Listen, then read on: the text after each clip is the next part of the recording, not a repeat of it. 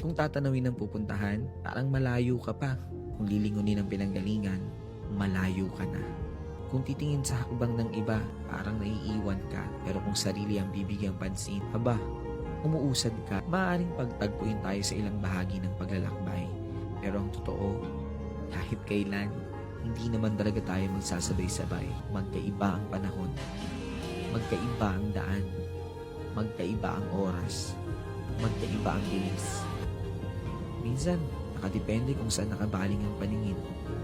Pero isa lang ang sigurado, kahit pabagal, kahit pahinto-hinto, kahit nakakapagod, kahit nakakahapo, sa huli, makakarating. Huwag na huwag susuko.